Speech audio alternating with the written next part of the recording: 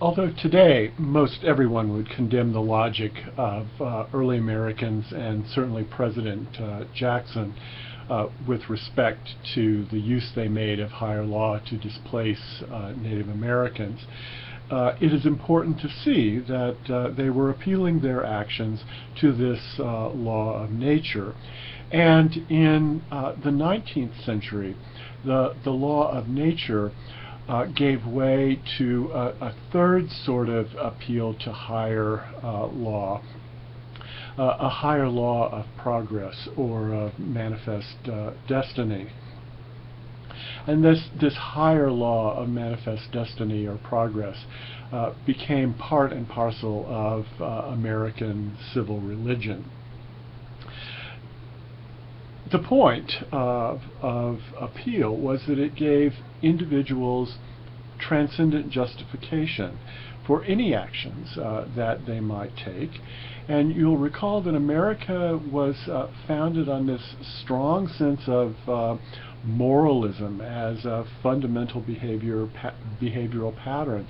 And so legitimation and justification for that behavior was necessary.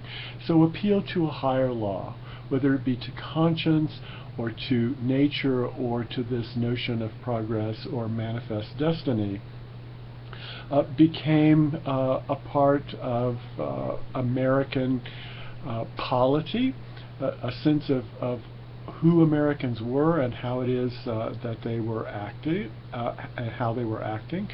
It was often self-serving, but I think it's important to point out that it very often as well became a way of supporting acts of moral courage. One memorable or one memorable example from the 19th century, of course, is from the American transcendentalist writer Henry David Thoreau, who lived 1817 to 1862. And you'll remember he spent a night in jail because he refused to pay the poll tax during the Mexican War. The tax would have aided Southern slave power, and Thoreau reasoned that if he paid the tax, he would somehow be supporting the institution of slavery in the South, and he would have no part of it. That act of civil disobedience had a special impact in the 20th century. Martin Luther King Jr. would appeal to Thoreau repeatedly, as well as appealing to Mahatma Gandhi, and went to jail many times to advance the African American struggle for civil rights. In these and other instances of civil disobedience, individuals appealed against the written law to a higher law, which they said argued and justified their actions. We saw that during the Vietnam era, where people appealed to a higher law to resist the draft in various ways and to engage in active protest against the war. And large numbers of their fellow citizens disapproved of their actions and in some instances regarded them as disloyal. But there was also a respect that they were appealing to this higher law that ultimately based upon conscience, based upon the law of nature, the law of progress, was one that was respected in American civic life.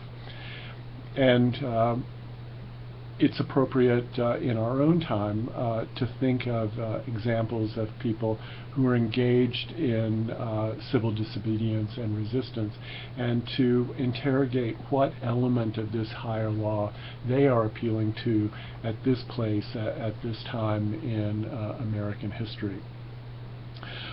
Belief in a higher law is an instance of the ways in which ordinary and extraordinary religious values have mingled almost indistinguishably in the American creed. It's difficult to say where the Protestant heritage ends and ordinary American culture begins in the way in which we continue to affirm this unwritten law. It's clearly identified to the idea of a transcendent God, and it gives a kind of extraordinary quality to almost every situation of American life. And you see that acted out, for example, in these speeches that are given by political candidates, by the President of the United States, even at the very end of his State of the Union address a couple of weeks ago, which always ends with the phrase, God bless America, God bless the American enterprise. This idea that what Americans do is somehow linked to a higher law that is understood as expressed in conscience, but also in the law of nature, in this idea of American progress and manifest destiny that links the American enterprise somehow to a transcendent God. It has ennobling aspects, but it also has some very dangerous aspects. And as we consider the enterprise, the American enterprise with respect to Native Americans this week, we're going to see all sorts of tensions that have resulted because of this concept of a higher law that has been so much a part of American identity and American public polity.